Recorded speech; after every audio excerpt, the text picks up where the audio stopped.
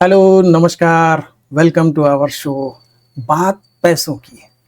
हम बात करते हैं पैसों की और हम एक सीरीज चला रहे हैं कि म्यूचुअल फंड क्या है और म्यूचुअल फंड को समझने का सरल तरीका क्या है। तो पिछले वीडियो में हमने बात की थी कि म्यूचुअल फंड की तो बात बाद में करेंगे। पहले वो कौन-कौन से तरीके हैं म्यूचुअल फंड के अलावा जिनमें आप इन्वेस्ट कर सकते हैं। कल हमने बात की फिक्स्ड डिपॉजिट की, हमने बात की पीपीएफ की, एनपीएस की, इंश्योरेंस पॉलिसीज की, गोल्ड की, प्रॉपर्टी की। ठीक है। और हमने तीन चीजों पे सबको कंपेयर किया। पहला, रिटर्न कितना है, दूसरा, टैक्स कितना है, और तीसरा, लिक्विडिटी कितनी है। भाई आपने इन्वेस्ट तो कर दिया, लेकिन जब आपको पैसे चाहिए तो तुरंत मिलेंगे कि नहीं। ठीक है ना। तो कल के वीडियो का जो हमने बात की थी उसको छोटे से मैं समराइज कर देता हूं। पहले बात कर लें फिक्स डिपॉजिट की। तो मैंने आपको बताया था कि आपका रियल रिटर्न जो है अप्रॉक्सीमेटली 5.6% है, जबकि महंगाई की दर, महंगाई डायन खाए जात है, जो है 6% है। तो आपका रियल रिटर्न जो है एफडी में नेगेटिव है। हमने बात की गोल्ड की। ठीक है। गोल्ड बहुत अच्छी चीज है और पिछले 1.5 साल में तो क्या चढ़ा है भाई, 50,000 से 1 लाख पहुंच गया। लेकिन सवाल यही है कि गोल्ड जो है वो चल तो देता है, ऐसा चला, कई बार चला, अभी चल गया, पिछले 1.5 साल में चल गया, 2019 से लेकर 2021 तक चला। उससे पहले 2000 मतलब आई थिंक लगातार चल रहा था, 2009-10 तक बहुत अच्छा चला था और उसके बाद फिर रुक गया था। तो एक लंबे समय तक ये रुक जाता है और कब रुक जाएगा और कब चलेगा, आपका लक। आपने पैसे तो लगा दिए और गोल्ड चलना रुक गया और निश्चित मानिए 1 लाख पे पहुंच गया, अब नहीं चलने वाला, एक लंबे समय तक ये यहीं रुका रहेगा, 90,000 से 1,05,000 के बीच में। ठीक है। इतनी बड़ी रैली के बाद अब और रैली की उम्मीद नहीं है और आप देख रहे होंगे पिछले 5 महीने से गोल्ड ऊपर गया नहीं है ना, वहीं पड़ा है 1 लाख के आसपास। अभी हम उसका रिटर्न भी देखेंगे। ठीक है। फिर बात करें पीपीएफ की। 15 साल का लॉक इन पीरियड है, आप उसमें से निकाल नहीं सकते। एनपीएस की, तो एनपीएस में से भी आप 60 साल की उम्र होने से पहले पैसा नहीं निकाल सकते। प्रॉपर्टी की, उस पर तो हमने लंबी बात की थी भाई, कि प्रॉपर्टी एक ऐसा इन्वेस्टमेंट है जो एक मुश्त होता है और एक मुश्त निकलता है और आपके चाहे नहीं होता। आप जमीन मकान खरीदने जाएंगे तो भी करीब साल भर तो आप ढूंढेंगे ना, अच्छी वाली जमीन मिल जाए, अच्छा वाला मकान मिल जाए, और जब बेचने जाएंगे तो आपका इंतजार 4-5 साल का भी हो सकता है, अगर आपको अच्छा रेट चाहिए तो। औने पौने में बेचना हो तो बिक जाएगा, है ना। इमरजेंसी में एकदम, मतलब फुल इमरजेंसी हो, बहुत जरूरत हो, फटाफट बेचना है, तो फिर तो आप बेचिए भाई, 50 लाख की जमीन 40 लाख में बेच दीजिए, कौन, आराम से बिक जाएगा। और सबसे लास्ट में हमने बात की थी इंश्योरेंस पॉलिसीज की। ओ जी भाई साहब, हमारे देश में परंपरा रही है एक लंबे समय से, है ना। और जैसे मैंने बताया कि तमाम इंश्योरेंस कंपनियों को, with due respect to them, सभी इंश्योरेंस कंपनियां जो है इंश्योरेंस और इन्वेस्टमेंट दोनों को मिला के एक पॉलिसी टिका देती हैं। ठीक है। ये लो जी, मनी बैक ले लो, ये एंडोमेंट ले लो, ये यूलिप ले लो, ये ऐसा ले लो और वैसा ले लो, और नाम नहीं लूंगा मैं कौन कौन सी पॉलिसीज है ना। लेकिन मेरा सीधा कहना है कि आप एक बार में डिसाइड कीजिए कि आपको इंश्योरेंस चाहिए कि इन्वेस्टमेंट चाहिए। इन दो चीजों को मिलाइए नहीं, ना तो आपको इन्वेस्टमेंट का फायदा मिलेगा, ना ही इंश्योरेंस का फायदा मिलेगा। एग्जाम्पल चाहिए, एग्जाम्पल लीजिए साहब। 1 करोड़ का टर्म इंश्योरेंस, टर्म इंश्योरेंस समझते हैं ना। टर्म इंश्योरेंस वो होता है कि उसमें पैसे वापस नहीं मिलते आपको कुछ। ठीक है। भगवान न करे अगर आप नहीं रहे तो आपने जिसको नॉमिनी बनाया है उसको एक बड़ी सी रकम एक मुश्त मिल जाती है। उसका प्रीमियम आज की तारीख में कितना आ रहा है, लगभग 20-22 हजार रुपए। ठीक है। यही 20-22 हजार में कोई भी इंश्योरेंस कंपनी जो है आपको एंडोमेंट पॉलिसी दे देगी या मनी बैक पॉलिसी दे देगी, लेकिन उसमें जो सम अश्योर्ड होगा वो 5-6 लाख से ज्यादा नहीं होगा। बहुत दरिया दिल हुई कंपनी तो 10 लाख। ठीक है। वैसे मुझे डाउट है, देखना पड़ेगा कि कोई इतना दे रहा है या नहीं। है ना। तो 10 लाख में साहब, भगवान ना करे, अगर मैं आपकी बात नहीं करूंगा, मैं अपनी बात करूंगा, अगर मैं ना रहूं तो 10 लाख में मेरी फैमिली कितने समय तक सरवाइव कर सकती है, इजंट इट। तो इन्वेस्टमेंट और इंश्योरेंस, इन दो चीजों को आपस में न मिलाइए। लेकिन इसका यह मतलब नहीं है कि आप इंश्योरेंस ना लें, इंश्योरेंस जरूर लेना चाहिए। कौन सा इंश्योरेंस लेना चाहिए ये हम आगे अभी डिस्कस करेंगे। तो कहने का मतलब ये कि ये जो 3 पैरामीटर्स मैंने बताए थे ना, रिटर्न, और जो रिटर्न हो वो महंगाई को बीट करे। महंगाई 6% है बॉस, 6% एवरेज लेके चलिए, कभी कभी 5% भी हो जाती है, लेकिन 6 आप मान के चलिए, यानी कि आपके पैसे की वैल्यू हर साल 6% कम हो जाती है।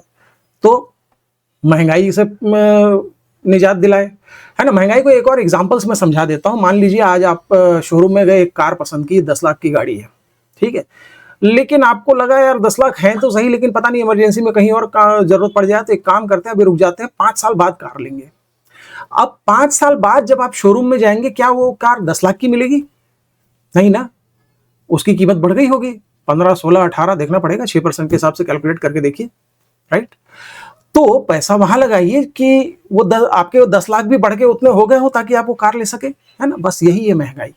तो महंगाई, टैक्स, क्योंकि जहां आपने कुछ पैसे कमाए सरकार पहुंच जाएगी अपना हिस्सा लेने, ठीक है। तो टैक्स और लिक्विडिटी, जब आपको पैसे चाहिए इमरजेंसी में, बीच में, तो आप निकाल सकें, और वो भी बिना किसी पेनल्टी के, राइट। तो कोई भी इन्वेस्टमेंट जो लगभग आपको 8.5 पौने 9% रिटर्न दे रहा हो, है ना, और जिसमें लिक्विडिटी हो, पैसा फंस न जाए, अटक न जाए, है ना, ऐसे में लगाइए। और कल हमने डिस्कस किया था कि इतना पैसा तो साहब आपको स्टॉक मार्केट से ही मिल सकता है। स्टॉक मार्केट ने, हम सेंसेक्स की बात करेंगे, पिछले 45 सालों में 15.5% CAGR, वैसे एक्चुअल फिगर थोड़ा ज्यादा है ना, CAGR compounded annual growth rate के हिसाब से रिटर्न दिया है। मैं तो 8.5 पौने 9% की ही बात कर रहा हूं, 15.5%। लेकिन ये 15.5% किनको मिले? जो जमे रहे, बने रहे। देखिए, एक आप 45 साल मत बात कीजिए, किसी भी 5 साल का रिटर्न उठा के देख लीजिए, ठीक है, आपको 13-14% से तो ऊपर ही मिलेगा। मैं ये नहीं कह रहा हूं कि आगे वैसा होगा, है ना, ऐसा होने की संभावना है। देखिए, सेबी वाले नाराज हो जाते हैं, हमारी मजबूरी समझिए, हम आपको ऐसे रिटर्न नहीं बता सकते। बैंक वालों की सुविधा है, उनको बहुत क्लियर है कि भैया हम 7% देंगे, पहले बता देते हैं ये 5 साल का FD है, 7% के हिसाब से आपको मिल जाएगा। म्यूचुअल फंड में ये बताना थोड़ा सा मुश्किल है। क्यों है मुश्किल? चलिए वो भी डिस्कस करेंगे, ठीक है। तो स्टॉक मार्केट में डायरेक्ट इन्वेस्टिंग के लिए मत चले जाइएगा, ना ना ना ना ना ना, उसके लिए बहुत सारे रिसर्च की जरूरत होती है, बहुत सारा टाइम खराब करना पड़ता है, और नौकरी पेशा लोगों के लिए या धंधे करने, अपने बिजनेस करने वाले लोगों के पास इतना टाइम कहाँ है। इसलिए म्यूचुअल फंड में पैसा लगाना है। अब म्यूचुअल फंड काम कैसे करता है? जैसा मैंने कहा कि स्टॉक मार्केट में कौन सा स्टॉक आप खरीदेंगे, इसके लिए तो रिसर्च करनी पड़ेगी ना, बहुत टाइम लगेगा, है ना। जानना पड़ेगा कि वो कंपनी कैसी है, उसका बिजनेस कैसा चल रहा है, प्रॉस्पेक्ट क्या है, भविष्य कितना अच्छा है ना। ये सब के लिए हमारे पास टाइम नहीं है। लेकिन म्यूचुअल फंड हाउस में एक फंड मैनेजर बैठा हुआ है इसी काम के लिए, और वो फंड मैनेजर भी अकेले डिसीजन नहीं ले रहे हैं, उनके पास करीब 25-30 लोगों की रिसर्च की टीम बैठी हुई है, जिनका फुल टाइम जॉब यही है, यही देखना कि किस कंपनी के का बिजनेस अच्छा चल रहा है, उसके शेयर यहाँ से चलने वाले हैं या नहीं, कहाँ तक चलेंगे, कब रुक जाएंगे, कब उसको खरीद लेना है, कब बेच देना है। ये सारा काम करने के लिए एक टीम बैठी हुई है। तो मेरे और आपके जैसे लोग म्यूचुअल फंड में को अपना पैसा देते हैं, और म्यूचुअल फंड उसको शेयर मार्केट में लगाता है, उससे प्रॉफिट कमाता है और रिटर्न आपको देता है। म्यूचुअल फंड हाउस ये धर्मात्मा नहीं बना है, चैरिटी का काम नहीं कर रहा है, उसके लिए फीस लगती है ना। लेकिन वो फीस भी बहुत नॉमिनल है, लगभग 1.5 से 2.5%, है ना। वो भी डिपेंड करता है कौन सा म्यूचुअल फंड हाउस है, कैसा फंड है, कितना पुराना है, इसके ऊपर कितना उसका एसेट अंडर मैनेजमेंट है, उसके आधार पे ये तय होता है। और ये लिमिट किसने लगा रखी है? सेबी ने लगा रखी है। अभी मेरे सारे वीडियोस में आपने सेबी का नाम बहुत सुना होगा, security and exchange board of India.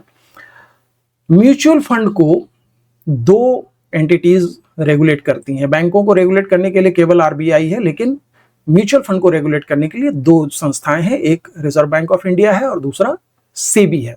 तो निश्चिंत रहिए, आपका पैसा बहुत सेफ हाथों में है। तो ये तो हुआ म्यूचुअल फंड का मोटा मोटा तरीका काम करने का। ठीक है, एक करते हैं कि एक आपको एक रिटर्न दिखाते हैं, ठीक है, और उसके बाद बात करेंगे कि ये कैसे काम करता है। चलिए देखते हैं। चलिए तो बात की जाए रिटर्न की। रिटर्न हम पास्ट डेटा देखते हैं, ठीक है।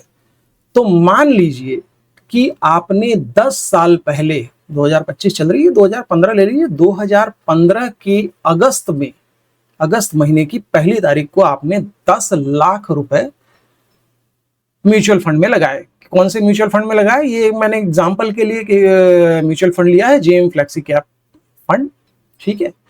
और 31 जुलाई तक का उसका डेटा मैंने लिया है, ठीक है।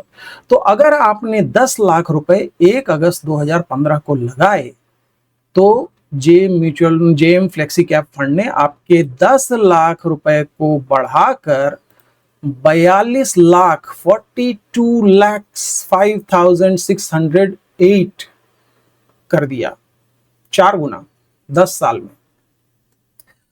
वहीं अगर इतना ही पैसा आपने उसी डेट को गोल्ड में लगाया होता, 10 लाख रुपए, तो वो बढ़कर 31,05,848 हो गए होते। और ये पिछले 1.5 साल की रैली को मिला के है, ये रैली ना हो, पिछले 1.5 साल में 2 गुना हो गया है ना। अगर हम 1.5 साल पहले बात कर रहे होते तो ये फिगर और कम होता। अगर 10 लाख रुपए आपने फिक्स डिपॉजिट में लगाए होते तो 6.35 के रेट से आपके 10 लाख रुपए बढ़ के 18,51,731 रुपए हो गए होते।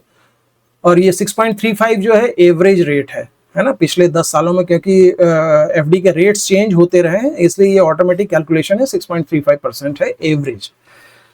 और अगर आपने पीपीएफ में इन्वेस्टमेंट किया होता 10 साल पहले 10 लाख रुपए, तो वो बढ़ के हो गए होते 20,65,759 रुपए, किस रेट से? 7.52 के रेट से। तो आप इन चारों एसेट क्लास में अगर देखें तो म्यूचुअल फंड ने हाईएस्ट रिटर्न दिया है 15.45% के हिसाब से। पिछले 1.5 साल की रैली के बाद भी गोल्ड ने एवरेज अगर हम कहें 10 सालों का तो 12% का ही रिटर्न है। तो अब बताइए कहां जाएंगे? आएंगे ना म्यूचुअल फंड में। चलिए कुछ और बात भी करते हैं। आइए अब जानते हैं फिक्स डिपॉजिट और म्यूचुअल फंड के रिटर्न के तरीके में। तो ये है हमारा फिक्स डिपॉजिट और इसका रिटर्न कैसा आएगा? बिल्कुल सीधा स्मूथ एकदम। आपके बैंक ने कह दिया है भाई साहब कि 7% का आपको रिटर्न हर साल का मिलेगा, मतलब आपको मिलेगा, कहीं कोई डाउट नहीं है, ठीक है। म्यूचुअल फंड में आपको कोई ये नहीं बताएगा कि आपको कितना रिटर्न मिलेगा, मैं भी नहीं बताऊंगा, ठीक है। लेकिन रिटर्न होता कैसा है? तो होता ये है क्योंकि ये स्टॉक मार्केट पे डिपेंड करता है। और मैंने आपको बताया कि स्टॉक मार्केट ने पिछले 45 साल में 15.5% कंपाउंडेड एनुअल ग्रोथ रेट से, यानी कि 15%, 15.5% एवरेज के रेट से हर साल का रिटर्न दिया है। एवरेज रिटर्न है, 1 साल का नहीं है। तब ये काम कैसे करता है? ठीक है, ये फिक्स डिपॉजिट के केस में ये जो स्मूथ लाइन बनी ना, टाइम वर्सेस रिटर्न, है ना, इतनी स्मूथ लाइन जो है म्यूचुअल फंड के केस में नहीं बनती है। फॉर द टाइमिंग मैं इस लाइन को मिटा दूं, नहीं तो मैं म्यूचुअल फंड का चार्ट कहां बनाऊंगा। हाँ, तो म्यूचुअल फंड आप चलता है ऐसा, स्टॉक मार्केट चलता है ऐसा। ये चल गया स्टॉक मार्केट बड़ा अच्छा एकदम, देखिए इस लाइन के मुकाबले तो काफी बढ़िया लाइन है, एकदम सीधी खड़ी लाइन। लेकिन फिर होता ये है कि एक स्टेज आएगी कि एक लंबी सी चाल के बाद ये थोड़ा सा वापिस आएगा।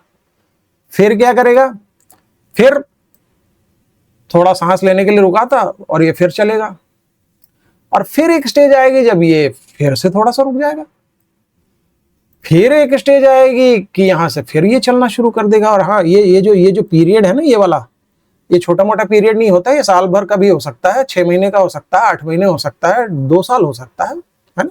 सो लेकिन मार्केट चलेगा जरूर, राइट।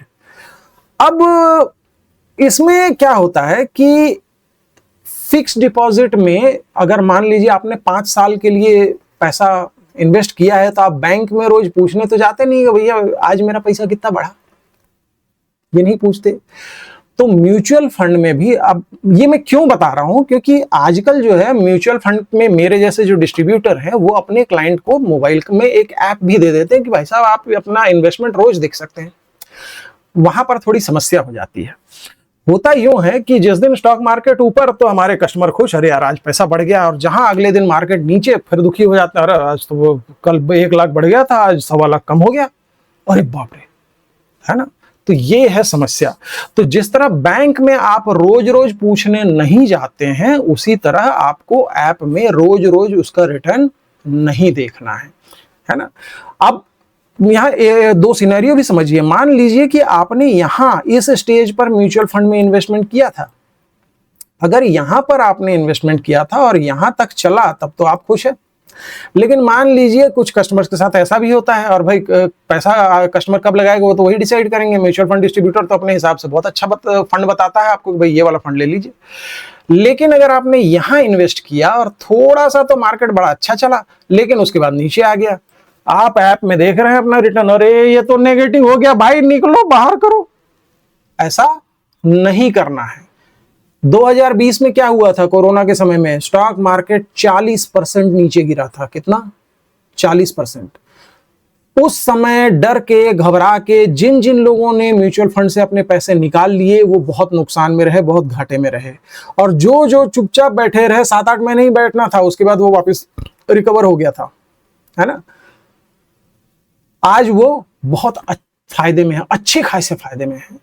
तो म्यूचुअल फंड के रिटर्न को हमेशा 5 साल के एवरेज में देखना चाहिए, कभी भी 1 साल के लिए नहीं होना चाहिए। अगर पैसा आप 1 साल के लिए लगा रहे हैं तो एफडी कर दीजिए, फिर म्यूचुअल फंड की जरूरत नहीं है। क्योंकि म्यूचुअल फंड में आप जब भी पैसा लगाएंगे, आपको कम से कम 5 साल रुकना चाहिए। कोई रोक नहीं रहा है आपको, कोई पेनल्टी नहीं है, आप 1 साल में पैसा निकाल सकते हैं, बिल्कुल कोई दिक्कत नहीं है। 1 साल क्या, आप 2 दिन बाद निकाल सकते हैं, आपका पैसा है, ठीक है। लेकिन 5 साल, जैसे कि एफडी आप 5 साल के लिए करते हैं, आपको म्यूचुअल फंड भी कम से कम 5 साल रखना चाहिए। किसी भी 5 साल का एवरेज रिटर्न देखेंगे आप, तो वो बड़े आराम से एक रेस्पेक्टेबल होगा। फिगर नहीं बोल सकता, मजबूरी है, वीडियो बना रहा हूं, सब लोग देखेंगे, सेबी वाले देख लेंगे ना, मुझे टांग देंगे। सो फिगर नहीं बोल सकता। लेकिन मैंने आपको क्या कहा था कि ऐसी जगह पैसा लगाइए जहां 8.5% से ज्यादा मिले। आपको 8.5% से बहुत ज्यादा मिलेगा, ठीक। यहां तक क्लियर है। अब कुछ लोग बोलते हैं कि यार हम तो सरकारी बैंक में ही लगाते हैं, बैंक सुरक्षित होता है। म्यूचुअल फंड सुरक्षित है? एमपी वाले हर दूसरे तीसरे दिन आपके टीवी पे ऐड देते हैं, म्यूचुअल फंड सही है, भरोसा रखिए, बहुत सही है, आपका पैसा पूरी तरह से सुरक्षित है। बैंकों को रेगुलेट करने के लिए केवल एक एंटिटी है, reserve bank of India. Mutual fund को रेगुलेट करने के लिए 2 एंटिटी है, आरबीआई तो है ही, सेबी भी है, ठीक है, और बहुत तगड़े नियम कानून है। आपका एक एक पैसा सुरक्षित है। ये एक कंसर्न क्लियर हो गया। और यकीन मानिए, अगर किसी दिन स्टॉक मार्केट इतना बुरा गिरे, हमारे देश की कंडीशन अगर अफगानिस्तान, सोमालिया जैसी होनी होगी ना, तो उस दिन आपका बैंक में रखा हुआ एफडी भी सुरक्षित नहीं होगा, ठीक है। गिरेंगे तो सारे गिरेंगे, डूबेंगे तो सब डूबेंगे, है ना। तो किसी गलतफहमी मत रहिएगा। आपके बैंक की एफडी भी उसी दिन तक सुरक्षित है जिस दिन तक स्टॉक मार्केट और भारत की इकोनॉमी अच्छी चल रही है। चलिए दूसरे पॉइंट पे आते हैं कि भैया इस बात की क्या गारंटी है कि स्टॉक मार्केट ऊपर ही जाएगा। आपने बना के बता दिया भाई, हरा लाल डंडे से आपने बता दिया कि थोड़ा नीचे आता फिर ऊपर जाता, फिर थोड़ा नीचे आता फिर पूरा ऊपर जाता है। ऐसा कब तक होगा? वेल, ऐसा कब तक होगा ये कहना तो मेरे लिए मुश्किल है, लेकिन फिर मैं आपको एक छोटी सी कहानी सुना देता हूं जो मैं अपने हर क्लाइंट को सुनाता हूं। बात है 1984 की, 1984। मेरे परम पूज्य पिताजी, भगवान उनकी आत्मा को शांति दे, बड़े नई नई चीजों में के एक्सपेरिमेंट का उन्हें बड़ा शौक था, और उस समय उनकी बड़ी इच्छा थी कि वो एक बजाज का स्कूटर खरीद लें। अब आपकी जानकारी के लिए, उस जमाने में बजाज का स्कूटर खरीदने के लिए नंबर लगाना पड़ता था, तो उन्होंने नंबर लगाया अपना, भाई अप्लाई किया, और 2 साल बाद फ्रस्ट्रेट होकर उन्होंने सेकेंड हैंड स्कूटर खरीदा, क्योंकि उनका नंबर ही नहीं आया। अब छत्तीसगढ़ के थोड़े इंटीरियर इलाके में भी रहते थे, चिरमिरी नाम की जगह है, गूगल कीजिएगा मिल जाएगा। तो स्कूटर नहीं मिला, नया स्कूटर नहीं मिला। अब उस समय को आज से कंपेयर कीजिए, आपको आज स्कूटर खरीदना है, वैसे स्कूटर कौन खरीदता है यार, आजकल लोग कार खरीदते हैं, लेकिन जो भी, पैसे जेब में पैसे रखिए, शोरूम जाइए, मॉडल पसंद कीजिए, कलर पसंद कीजिए, गाड़ी लेकर आइए। जेब में पैसे नहीं है तो चेकबुक लेके जाइए, लोन वहीं बन जाएगा, ठीक है, और गाड़ी लेके आइए। मेरा सवाल ये है कि क्या हमारी इकोनॉमी मेरे पिताजी वाले जमाने में वापस जाने वाली है, जहां नंबर लगाना पड़ता था HMT की घड़ी के लिए, बजाज के स्कूटर के लिए? नहीं ना, ऐसा नहीं होगा ना। ह्यूमन टेंडेंसी है ऊपर जाने की, आगे बढ़ने की, पीछे जाने की नहीं है। तो हमारे देश की इकोनॉमी भी आगे जाएगी। अपने देश पर, अपनी इकोनॉमी पे भरोसा रखिए। Unless and until political situation ऐसी हो जाए कि हमारी हालत श्रीलंका जैसी हो जाए, जो आपको पता है कि नहीं, ये 1.5-2 साल पहले श्रीलंका में क्या हालत हुई थी, लोगों के अकाउंट में रखे हुए करोड़ों रुपए जो है रद्दी हो गए थे, वैल्यू ही खत्म हो गई। या अफगानिस्तान या सोमालिया जैसी हालत हो जाए, ऐसा होने वाला है क्या? अरे नहीं साहब, ऐसे कैसे हो जाएगा। पता है आपको, 2014 में हमारी भारत की इकोनॉमी दुनिया में 11वें नंबर पे थी, और आज 4थे नंबर पे है, और भगवान ने चाहा तो हम तीसरे और दूसरे नंबर पे भी पहुंचेंगे। बहुत सारे एक्सपर्ट्स का कहना है कि हमारे देश की इकोनॉमी आज उस जगह पे है जहां पर 1990 में चाइना की इकोनॉमी थी। सोचिए, चाइना 1990 से आज कहां पहुंच गया है, और हमें कहां तक जाना है। रास्ता लंबा है, सफर लंबा है, लेकिन हम पहुंचेंगे। तो स्टॉक मार्केट भी ऊपर ही जाएगा। तो यहां तक क्लियर है। अब हुआ यह है बॉस कि आज का वीडियो हो गया है लंबा, है ना, तो इस बातचीत को इससे ज्यादा नहीं खींचेंगे, आज यहीं रुकते हैं, ठीक है। अगले वीडियो में देखना मत भूलिएगा, क्योंकि अभी हमें बहुत सारी बातें करनी है। म्यूचुअल फंड की कथा अभी समाप्त नहीं हुई है। तो अगर आपको मेरी बात पसंद आई हो, वैसे बहुत सारे लोगों को बकवास भी लगेगी, लेकिन अगर अगर अगर पसंद आई हो तो प्लीज मेरे चैनल को सब्सक्राइब कीजिए, वीडियो को लाइक कीजिए, अपने दोस्तों से शेयर कीजिए, और मेरी कही हुई किसी भी बात से ऐतराज है तो प्लीज नीचे कमेंट में लिख के बताइए कि यार तुम गलत कह रहे हो। और अगर ऐसा नहीं है तो प्यार बांटिए। दैट्स इट, आज के लिए इतना ही, बाय।